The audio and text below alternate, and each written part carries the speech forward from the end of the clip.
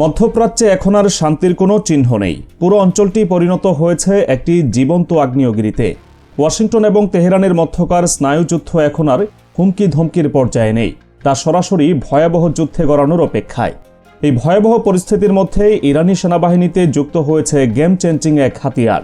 ট্রাম্পকে নতুন করে চিন্তায় ফেলে ইরানের সামরিক ভাণ্ডারে যুক্ত হল 1000 অত্যাধুনিক এবং ধ্বংসাত্মক ড্রোন। এই ড্রোনগুলো কেবল নজরদারি যন্ত্র নয়, বরং এগুলো এক একটি উড়ন্ত মরণ ফাঁদ, যা শত্রুর রাডারের চোখ ফাঁকি দিয়ে নিখুঁতভাবে আঘাত হানতে সক্ষম।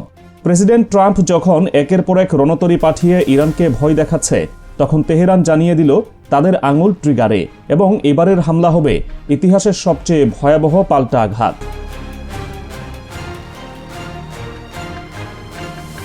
বৃহস্পতিবার তাসনিম নিউজ এজেন্সিকে দেওয়া এক বিশেষ সাক্ষাৎকারে ইরানের সেনাবাহিনীর কমান্ডার মেজর জেনারেল আমির হাতামি এই বিশাল সমরাস্ত্র হাতে পাওয়ার বিষয়টি নিশ্চিত করেছেন।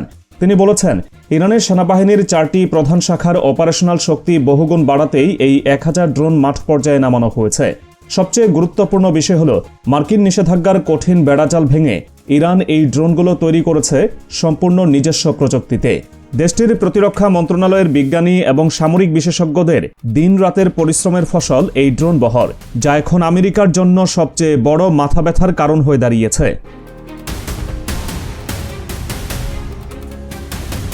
ইরানের হাতে আসা এই নতুন ড্রোনগুলোর সক্ষমতা অনেক। এগুলো আধুনিক যুদ্ধের মোড় ঘুরিয়ে দেওয়ার ক্ষমতা রাখে। জেনারেল হাতামির তথ্যমতে এই ড্রোনগুলোকে প্রধানত 3টি কিলিং মিশন বা বিশেষ উদ্দেশ্যে তৈরি করা হয়েছে। প্রথমত, এগুলো শত্রু সীমানা 100 মাইল গভীরে ঢুকে আক্রমণাত্মক মিশন চালাতে পারে। দ্বিতীয়ত, এগুলো অত্যন্ত শক্তিশালী অপটিক্যাল জুম ক্যামেরা ও সেন্সর ব্যবহার করে গোয়েন্দা নজরদারি চালাতে সক্ষম।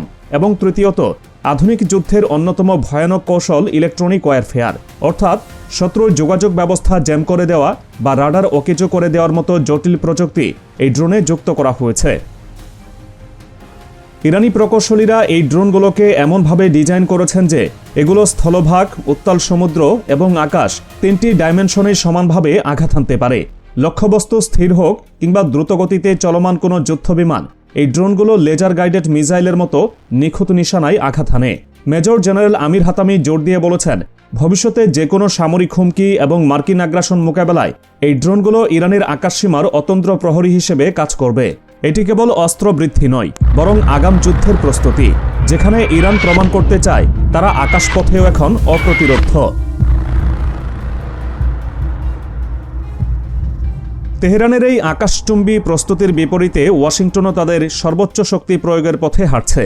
মধ্যপ্রাচ্যের উত্তেজনাকে চরমে নিয়ে গিয়ে মার্কিন প্রেসিডেন্ট ডোনাল্ড ট্রাম্প ইরানের দিকে দ্বিতীয় একটি বিশাল এবং শক্তিশালী সামরিক নৌবহর পাঠানোর ঘোষণা দিয়েছেন। মঙ্গলবার স্থানীয় সময় দেওয়া এক ভাষণে ট্রাম্প নিশ্চিত করেছেন, যুক্তরাষ্ট্রের একটি হেভি ডিউটি রণতরী বহর সমুদ্রপথে সরাসরি ইরানের দিকে ধেয়ে আসছে। এর আগে থেকেই মার্কিন বিমানবাহী রণতরী ইউএসএস আব্রাহাম লিঙ্কন এবং এর সহযোগী ডেস্ট্রয়ারগুলো মধ্যপ্রাচ্যের জলসীমায় টহল দিচ্ছে। এবার দ্বিতীয় বহর পাঠানোর ঘোষণা কার্যত যুদ্ধের দামামা বাজিয়ে দিল। হোয়াইট হাউস কৌশলগত কারণেই এই দ্বিতীয় নৌবহরের বিস্তারিত তথ্য গোপন রেখেছে। তবে সামরিক সূত্রগুলো নিশ্চিত করেছে, এই বহরটি এতদিন ভেনেজুয়েলার উপকূলে মোতায়েন ছিল। গত 3 জানুয়ারি অপারেশন অ্যাবসলিউট রিজলভের মাধ্যমে ভেনেজুয়েলার প্রেসিডেন্ট নিকোলাস মাদুরোকে গ্রেপ্তারের পর সেই অভিজ্ঞ যুদ্ধজাহাজগুলোকেই এখন পারস্য উপসাগরের দিকে ডাইভার্ট করা হয়েছে। ট্রাম্প প্রশাসন মনে করছে, সাগরে এই নজিরবিহীন সামরিক অবরোধ তৈরি করে তেহরানকে শ্বাসরোধ করা যাবে এবং তাদের ওয়াশিংটনের শর্তে নতুন চুক্তিতে সই করতে বাধ্য করা যাবে।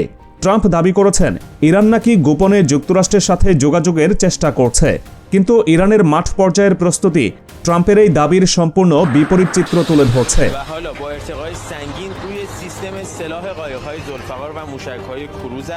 পরিস্থিতির সবচেয়ে ভয়াবহ আকার ধারণ করেছে হরমুজ প্রণালীকে কেন্দ্র করে। মার্কিন নৌবাহিনী একতরফাভাবে ঘোষণা দিয়েছে, বিশ্বের অন্যতম ব্যস্ত এই নৌপথ এখন তাদের পূর্ণ নিয়ন্ত্রণে।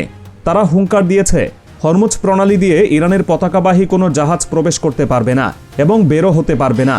বৃহস্পতিবার সারাদিন হরমুজ প্রণালীর আকাশে মার্কিন ড্রোন এবং যুদ্ধবিমানগুলোর অবিরাম চক্কর দিতে দেখা গেছে। যুক্তরাষ্ট্র চাইছে সাগরপথে ইরানের তেল রপ্তানি পুরোপুরি বন্ধ করে দিতে এবং জরুরি খাদ্য ও পণ্য আমদানি আটকে দিয়ে দেশটির অর্থনীতিকে ধসিয়ে দিতে। ইরানের জন্য এটি এখন অস্তিত্ব রক্ষার মরণপণ লড়াই। তেল রপ্তানি বন্ধ হলে কিংবা খাদ্যপণ্য দেশে না ঢুকলে দেশটির টিকে থাকা অসম্ভব হয়ে পড়বে। এই অবরোধের ফলে ইরানের হাতে সময় আছে মাত্র সপ্তাহখানেক। এরপরই হয়তো মানবিক বিপর্যয় শুরু হবে। একে বলা হচ্ছে মার্কিন হায়নাদের মরণ কামড়। চোখের সামনে একটি সার্বভৌম রাষ্ট্রকে এভাবে ভাতে পানিতে মেরে ফেলার আয়োজন চলছে, যা দেখে বিশ্ববিবেক স্তম্ভিত। তবে ইরান জানিয়ে দিয়েছে হরমুজ প্রণালী তাদের ঘরের আঙিনা, সেখানে অন্য কারো খবরদারি তারা সহ্য করবে না এবং প্রয়োজনে তারা এই অবরোধ ভাঙতে যে কোনো সীমানা অতিক্রম করবে।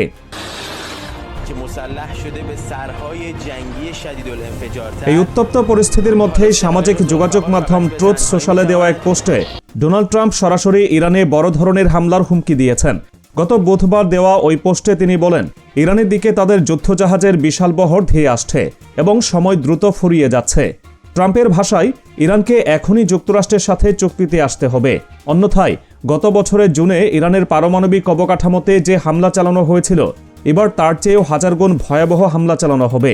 মার্কিন গোয়েন্দা রিপোর্ট বলছে, ট্রাম্প মূলত ইরানের পরমাণু কার্যক্রম এবং মিসাইল উৎপাদন ব্যবস্থা চিরতরে ধ্বংস করে দেওয়ার পরিকল্পনা করছেন। প্রাথমিক আলোচনা ব্যর্থ হওয়ার পর এখন তিনি সরাসরি স্কচড আর্থ পলিসি গ্রহণ করেছেন। ট্রাম্পের এই হুমকির জবাব দিতে বিন্দুমাত্র দেরি করেনি তেহরান। ইরানের পররাষ্ট্রমন্ত্রী আব্বাস আরাকচি এক ফোঁটাও নমনীয় না হয়ে পাল্টা হুঙ্কার দিয়েছেন। তিনি স্পষ্টভাবে বলেছেন, আমাদের সাহসী সশস্ত্র বাহিনী প্রস্তুত, তাদের আঙুল এখন ট্রিগারে। আমাদের স্থল, আকাশ এবং সাগরে যে কোনো হামলার জবাব তাৎক্ষণিক এবং ধ্বংসাত্মকভাবে দেয়া হবে। আরাকচি উল্লেখ করেছেন, গত জুনে ইসরায়েলের সঙ্গে 12 দিনের যুদ্ধ থেকে তারা যে শিক্ষা নিয়েছেন তা এবার আমেরিকার বিরুদ্ধে কাজে লাগানো হবে। ইরানের সেনাবাহিনী এখন আগের চেয়ে অনেক বেশি ক্ষিপ্র এবং তাদের রিঅ্যাকশন টাইম শূন্যের কোঠায়, অর্থাৎ হামলা হওয়ার সাথে সাথেই পাল্টা মিসাইল ছুটে যাবে মার্কিন ঘাঁটির দিকে। মার্কিন প্রশাসন কেবল বাইরের হুমকি দিয়েই ক্ষান্ত হয়নি, তারা ইরানের ভেতরের পরিস্থিতিকেও অস্থিতিশীল করার চেষ্টা করছে।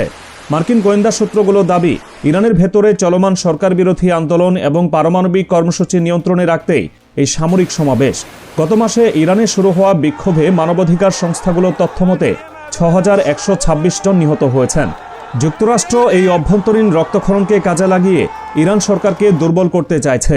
ওয়াশিংটনের ধারণা, জনগণ যখন সরকারের বিরুদ্ধে রাস্তায়, তখন সীমান্তে সামরিক চাপ দিলে ইরান খুব সহজেই নতি স্বীকার করবে। কিন্তু ইরান একা নয়, তারা তাদের আন্তর্জাতিক মিত্রদের সাথে সম্পর্ক ঝালিয়ে নিচ্ছে। আল জাজিরা নিউজ বলছে, আগামী সপ্তাহে ওমান উপসাগর ও ভারত মহাসাগরে চীন ও রাশিয়ার সাথে বিশাল যৌথ সামরিক মহড়া চালাবে ইরানের নৌবাহিনী। এটি যুক্তরাষ্ট্রের জন্য একটি বড় ধাক্কা, কারণ এই মহড়ার মাধ্যমে ইরান বুঝিয়ে দিচ্ছে, আমেরিকা হামলা করলে চীন এবং রাশিয়া চুপ করে বসে থাকবে না। মার্কিন বিমানবাহী রণতরী ইউএসএস আব্রাহাম লিঙ্কন যখন ওমান উপসাগরে অবস্থান করছে, তখন সেখানে রাশিয়া ও চীনের যুদ্ধজাহাজের উপস্থিতি পরিস্থিতিকে তৃতীয় বিশ্বযুদ্ধে দ্বারপ্রান্তে নিয়ে যাচ্ছে।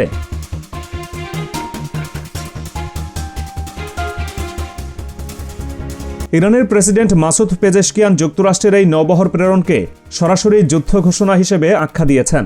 তিনি সতর্ক করে বলেছেন, ট্রাম্পের এই উস্কানিমূলক কর্মকাণ্ড পুরো মধ্যপ্রাচ্যকে আগুনের কুণ্ডলিতে পরিণত করবে। তবে সবচেয়ে কড়া বার্তা দিয়েছে ইরানের প্রভাবশালী রেভলিউশনারি গার্ড বাহিনী IRGC।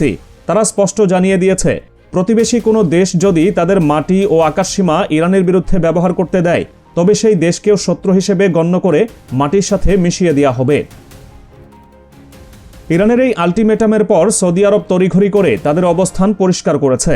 রিয়াদ জানিয়ে দিয়েছে, তারা ইরানের বিরুদ্ধে কোনো মার্কিন সামরিক অভিযানে নিজেদের ভূখণ্ড ব্যবহার করতে দেবে না। এটি ট্রাম্পের জন্য বড় একটি স্ট্র্যাটেজিক পরাজয়। ওমান সাগরের কাছে ইরান তাদের ব্যালিস্টিক মিসাইল মহড়ার ঘোষণা দিয়েছে এবং আকাশসীমা আংশিক বন্ধ করে দিয়েছে। এর অর্থ পরিষ্কার, যে কোনো মুহূর্তে সাইরেন বেজে উঠতে পারে এবং শুরু হতে পারে এক মহাপ্রলয়।